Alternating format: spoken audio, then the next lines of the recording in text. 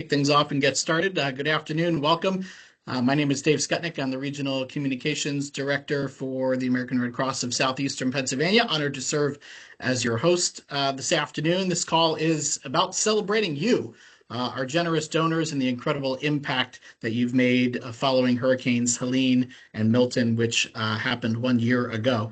On our agenda this afternoon, just you'll hear briefly from our CEO, Jennifer Graham, talking about the support that our volunteers were able to give to the communities that were affected by Helene and Milton. You'll hear from a fellow donor whose story reflects the ripple of compassion. You'll hear from one of our volunteers, Eileen, as well, and then we'll have some time for Q&A at the end. Just kind of as a refresher, since it's been a year, last September, Hurricane Helene tore through the southeastern United States, left a trail of destruction from Florida, where a 20-foot storm surge inundated communities to the Appalachian Mountains, where a year's worth of rain fell in only a few days.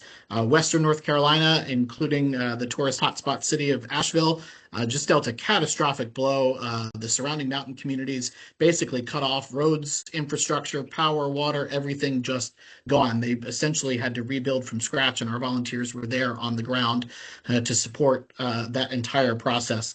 Just 10 days after Helene then hit, Milton hit basically the same spot in Florida. So all these cities that were dealt a devastating blow from Helene really pushed backwards in their recovery by Milton just 10 days later. In the wake of the widespread disaster, though, the American Red Cross launched a massive relief effort. It spanned 10 states, so 20% of the country. We had 50 volunteers from right here in southeastern Pennsylvania that were part of this massive relief effort. They traveled to these devastating areas, some in all 10 of these states. To talk more about how our volunteers supported the relief effort and how you made that possible, I'd like to introduce Jennifer Graham, the regional CEO for the American Red Cross of Southeastern Pennsylvania. Jen? Thank you, Dave, and good afternoon, everybody. Thank you for joining us today. Appreciate it. So as Dave mentioned, it's been 1 year since Hurricanes Helene and Milton devastated the South. The scale of the disaster was staggering and the need for help immense. Some survivors escaped with little more than truly just the shirts on their backs. Powered by our compassionate donors, Red Cross teams mobilized quickly, navigating washed out roads and storm wreckage.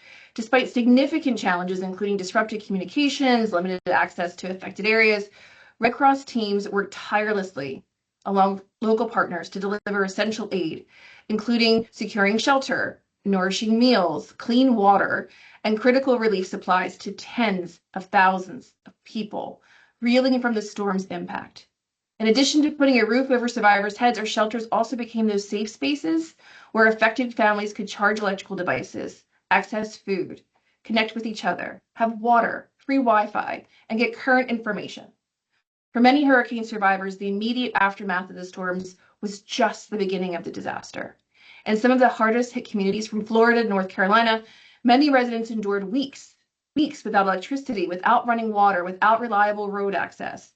And the Red Cross remained on the ground in those heavily impacted areas for months, helping families navigate in these hardships. And now, a year after landfall, the Red Cross is still there at work in those hardest hit communities, helping families recover from the Gulf Coast to the mountain towns of North Carolina and Tennessee. Alongside our community partners, we are supporting critical work, such as debris removal, expanding the reach of food pantries, creating resiliency hubs, and much more. In the 5 counties that make up our southeastern Pennsylvania region, we raised more than $3 million to help Helene and Milton. That generosity helped us deliver shelter, meals, health services, and financial assistance to thousands. In Helene's wake, we reached over 473,000 people, provided $10.9 million in financial assistance, and served 3.3 million meals and snacks. And then Milton hit and struck just days later. We were already mobilized, supporting an additional 20,000 people that were evacuated before landfall. As roads reopened and bridges were repaired, Red Cross emergency response vehicles reached remote and isolated areas with food and water and relief supplies. Along with this traditional aid, the Red Cross also provided enhanced services and non-traditional relief items to meet the specific needs of Helene survivors in their communities. And I think that's a hallmark of what we do here at the Red Cross, is to be innovative and flexible and to meet the needs in new ways, For example, in Western North Carolina, we worked alongside local volunteers and partners to deliver critical support to mountain valleys and rural towns where flooding had truly just cut off access to basic services and left residents truly stranded.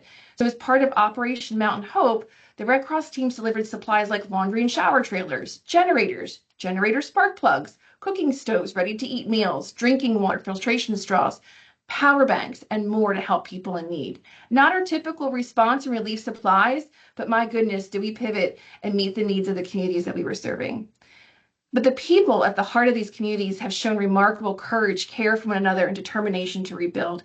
It's been incredible and inspiring to see. So thank you for your invaluable support, which continues to make a lasting difference for those that we serve. Your unmatched and unrestricted gifts, allowed us to respond wherever the need was greatest, from Florida to the Carolinas and beyond. So thank you for standing with us.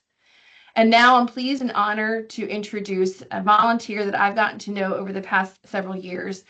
Truly an inspiration in all that she does in providing compassionate care, not only right here in our own backyard, but across the country and around the world. She's someone who has seen your impact firsthand, and I'm pleased to introduce Disaster Health Services volunteer, Eileen Rall. Hi, thank you, Jen. And hopefully those donations are matched by corporations, employers, so we can double the impact. So thank you so much for inviting me to speak with you for a few minutes. As Jen mentioned, I work with Disaster Health Services here locally in Southeast Pennsylvania, but I also do other things like I'm what's called a strike team leader. There's a group of folks who we are on call for a week period. So if we need to set up a local shelter, there's a group of people who are committed to being there within a couple hours so that we can make sure people have a safe place to be after a local disaster. And then I also work with our other volunteers as our disaster workforce engagement volunteer partner to making sure that we're keeping our volunteers engaged and meeting their needs. As Jen mentioned, I've deployed out of region a number of times. I believe I hold the record for the furthest deployment in that I went to Guam a couple years ago after Typhoon Mawar. I certainly haven't deployed the most, but I believe I've gone the farthest. I included these pictures because when I deploy with the Red Cross, although I'm an individual deploying, I'm always part of a team, whether it's Southeast Pennsylvania or a number of the teams I've worked with pictured here are the team I worked with in Hawaii, in Guam, in California after the wildfires, and in Florida. I did not, actually, I wasn't available for deployment during Helene and Milton, what we're here to talk about today. But a number of the folks that I've worked with on other operations did go to deploy during that time. And I communicated with them throughout giving them support. So I just wanted to acknowledge that this is not an individual thing. This is a group, and we do this as part of a team. And you can go to the next slide. So as Jen mentioned, we give millions of dollars and we support hundreds of thousands of folks after disasters. The way I'm able to deploy and leave, I have the flexibility in my schedule, but I also have an incredibly supportive spouse who is able to take care of things at home when I do go away. I spent most of my summer in Texas this year. And while the millions of dollars and the hundreds of thousands of people are really important, the thing that keeps him grounded and motivated in why he is making the sacrifices he is making so that I can do this work are the individual stories. And when you're looking at where your donor dollars are going, again, it's those individual impacts that make a difference to folks. So I wanted to share with you a couple stories of some folks I met when I was deployed this past summer in the Kerrville, Texas, after the flooding of the Guadalupe River. So many of you know this was a flash flood that actually we had 138 lives that were lost in this flood. It was a horrible event. And I was part of what's called the Mass Fatality Task Group. which is a group of staff and volunteers who respond to mass casualty events to offer services to the families of the families who've lost loved ones in that disaster. A lot of people don't realize that the Red Cross does this. We do this actually on an individual basis in Southeast Pennsylvania. We have an integrated care and condolence team that offers support to families when someone's lost at say a home fire. But we do this on the larger scale when we have these mass fatality events. And so for years, we've been providing fatality-related assistance, which is helping families with final expenses.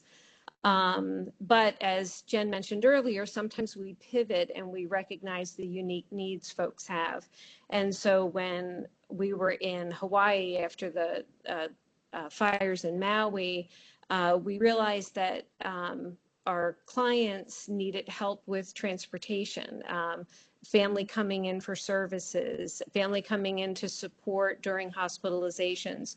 So actually as the result of that disaster response, they developed the Family Travel Assistance Program to support the travel of folks coming in to help either for services as well as like everyday things when somebody's in the hospital.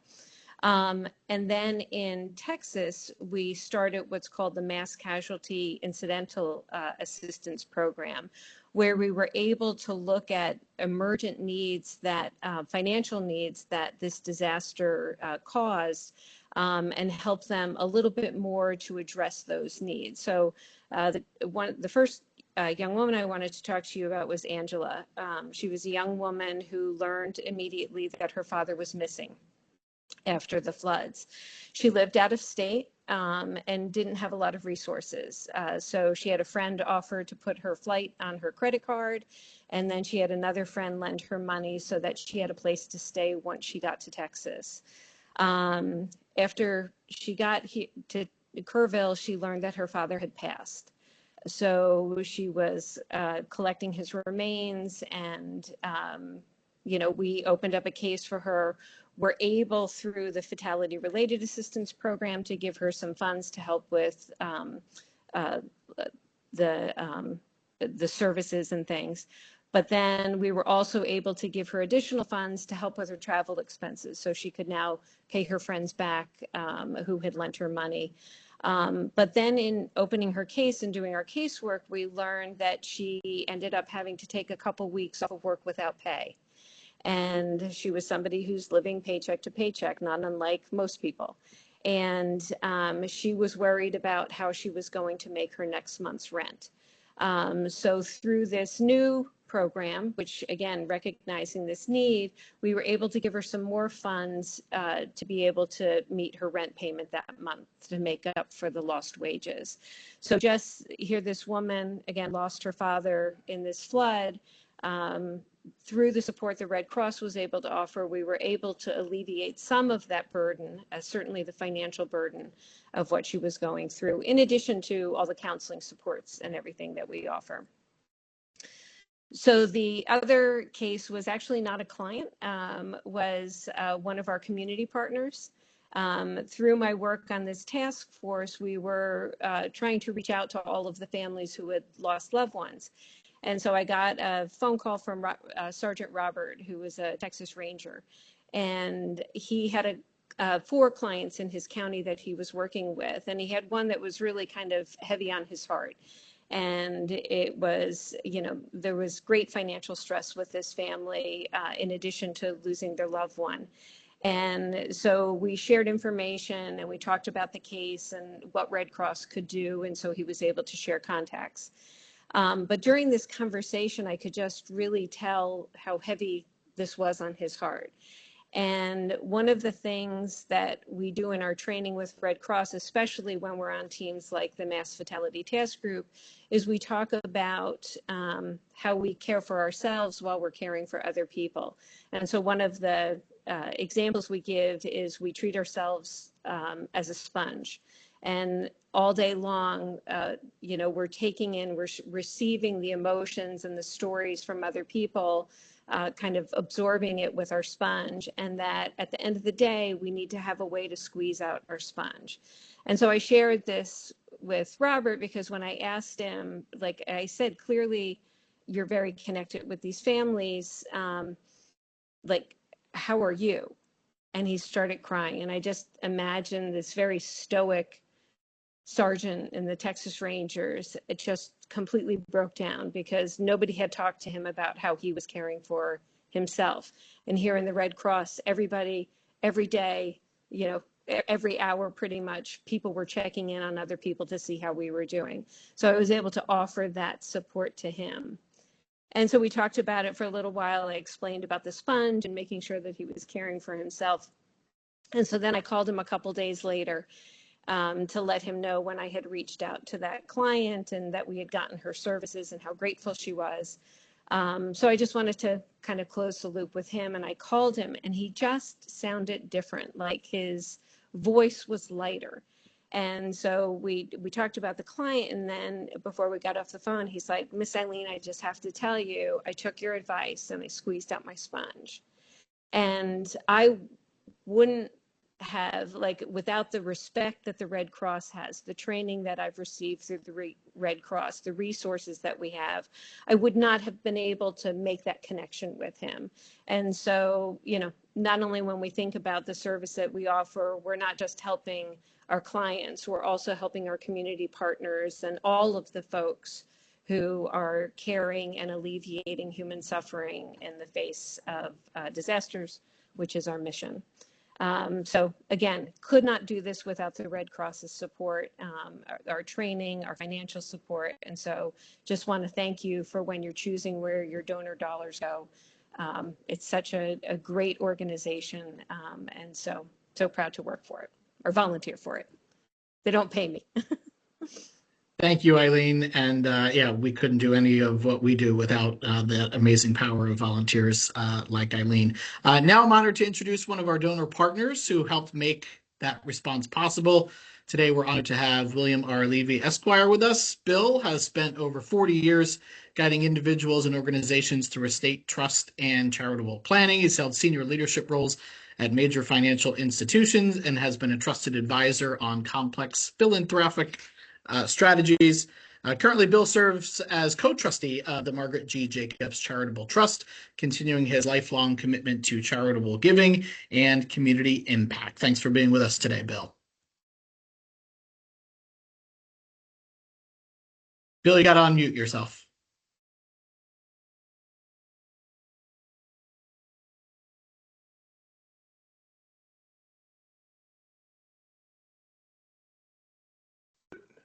Okay, there now? You go. Yep, all good. Apologize Thanks. for that. Well, I hear Eileen's story, and it's amazingly inspirational. As David indicated, I try to help on the financial side in various ways, but it's the people and the volunteers who we're supporting. When you hear their stories and you hear how they really go out and do the work, it's really inspirational and helps indicate why we should try to support them if we can. But thank you for giving me the opportunity to share some of my experiences with the Red Cross. I guess I first learned about the Red Cross, other than possibly hearing its name in the news, et cetera, as a college student when I got involved with the blood donation program. And I thought to myself, my God, what would we do if there wasn't the Red Cross to collect blood? Because I knew the need for raising blood and finding blood.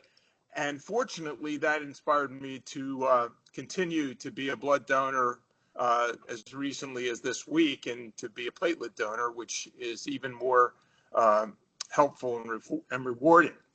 I think what that also led to was, you know, how the Red Cross fills that role is the other role that they fill with regard to disasters. I don't know how they became the lowest common denominator that has to jump in and take responsibility, but as we all have seen, that is the role they play. And you really do have to wonder, what will we do if the Red Cross wasn't there? And with, especially in connection with disasters, large disasters, as Eileen was explaining to us, but also through places like the Red Cross House, which is local in Philadelphia. Many of you, I'm sure, are aware of it. which is a unique facility in terms of the country at this point, as far as I know, and has been a source of some of our donations because they help families, individual families who may have a fire or a disaster personally. And it's a wonderful opportunity for them to find a need, to be having their needs served. And I hope if you're not familiar with it, you learn about it, because it's a wonderful opportunity us locally to help. My story, as David indicated in the introduction, is to tell you a little bit about a circumstance that enabled me to be in a position to support the Red Cross and other charities.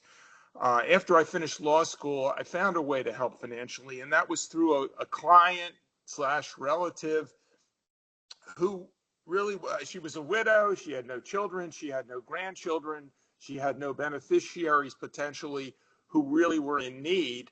And I suggested to her that her biggest beneficiary was going to be the government through taxes, which have fortunately become less of a problem over the years. But at her death, there was a fairly significant tax bill that would have been necessary. And that helped me convince her to set up what is now the Margaret G. Jacobs Charitable Trust, which is a private foundation of about $2.5 million.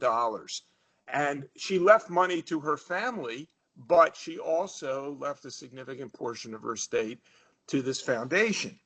And I have had the incredible pleasure of now, as one of her trustees, to be able to see needs and to see organizations like the Red Cross who really serve the neediest and try, and from money that has to be given away to nonprofits, Red Cross has in fact been our first and most substantial charitable beneficiary, because when we really look around and look at what her interests were, which was to serve the neediest and also serve charities that family members were actively involved in. So it kind of met both criteria. And over the years, we've been able to generate about $500,000 in grants to the American Red Cross out of maybe 3 million or so collectively. So clearly Red Cross has caught our interest and has been one of the places that we felt most needy and able to accomplish the most with our donations. It also fortunately saved her substantial taxes, which is also available to all of us. Now, in my role as an attorney and as a trust company executive, I've had the opportunity to work with other clients and come up and learn about the creative ways that we can really get the biggest bang for our buck.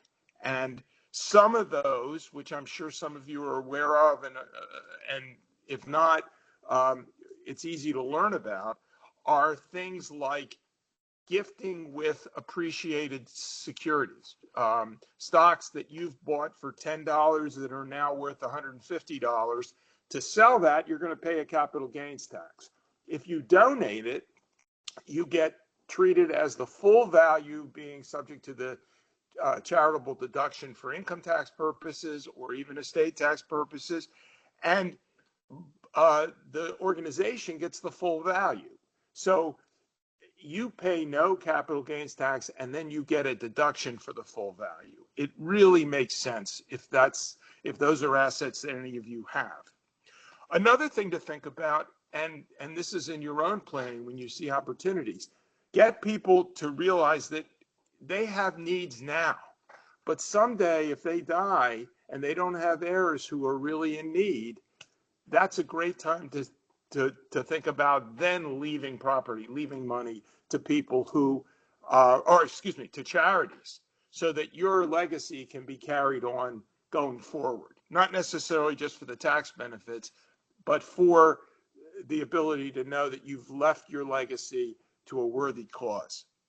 Same goes for retirement assets, IRAs, retirement plans, which are the most heavily taxed when people die. If you leave them to charity, preferably the American Red Cross, again, you get the deduction for the full amount, and you are able to serve a very worthwhile charity. One other real quick technique, because I don't want to run out of time here, so let me know, guys, if I'm getting close. But that is for a small donor, a small consistent donor to Red Cross, who say is now getting older and either owns a life insurance policy or would be insurable. One could make an arrangement to have a life insurance policy of a reasonably substantial amount to leave to Red Cross at one's death. And all you would need to do would make a charitable deduction each year to give the premium to Red Cross each year. But then at your death, a significant amount, the amount of the proceeds, passes to the charity. There's no tax, and you've been able to become a substantial philanthropist. So it's a way that those of us who are not, of substantial means can at some point really leave a legacy to the Red Cross. So it's just an idea that lawyers often don't spend as much time telling their clients about charitable giving because the client says, well, you mean you're billing me to give my money to charity? On the other hand, there's nothing that feels better than being able to know that your hard-earned assets are going to be passing to someone who's going to take good care of other people. Thank you, Bill. We do appreciate it. I don't want to cut you off, but we only have a couple minutes left and want to have time. If anybody does have any questions, I'm going to turn it over to Shavar Hollinger, Regional Philanthropy Officer here in Southeastern Pennsylvania. Thank you, Bill. Thank you, Eileen. Thank you, Dave. If we would love to hear your thoughts, or if you have any questions, feel free to type it in the chat, or you can come off mute.